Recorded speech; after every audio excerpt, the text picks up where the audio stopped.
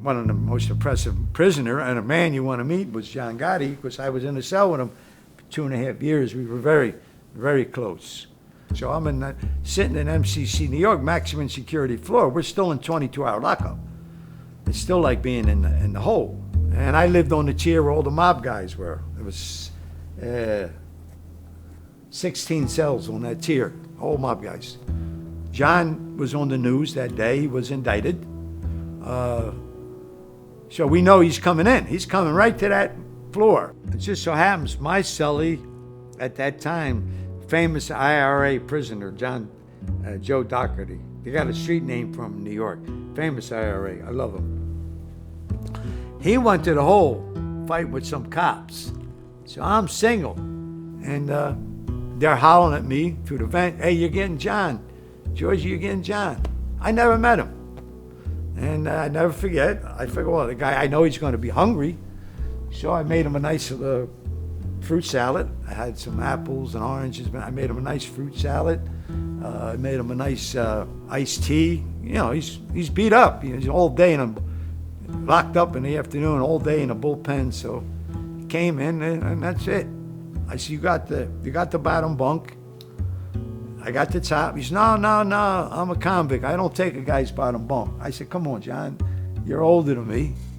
I said, it's unrespectful. I says, you got the bottom bunk. And that was it. We were together 2.5 years.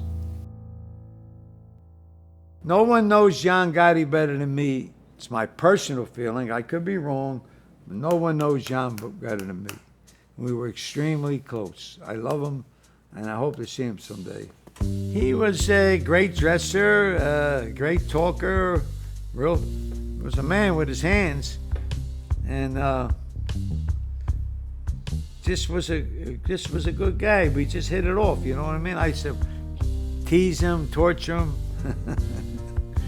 He was just a good guy. Why is he so endeared to you? Why do you love and respect him so much? Because he lost his son. He lost his Frankie. I lost my son. That's why we were bonded so much. You know, you two convicts in a cell, street guys in a cell, you lose your son. You know, anybody thinks a man doesn't cry, they don't know what they're talking about. While he was with me, he beat that Rico and went home. He went home on that Rico. What was it like saying goodbye to him? I thought he was nuts.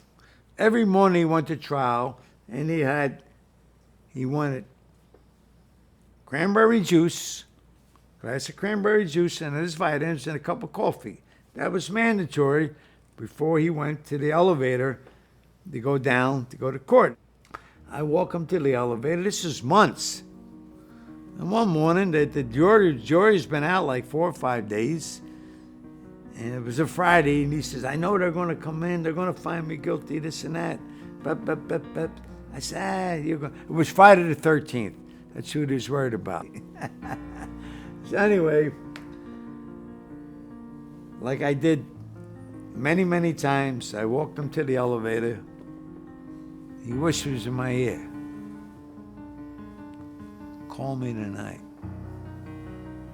Get you on the elevator. The elevator shuts. I said, what's this guy say calling me tonight?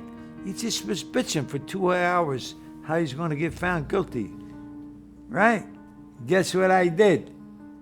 I called him tonight because he knew that case was in a bag. I called him tonight. He was home.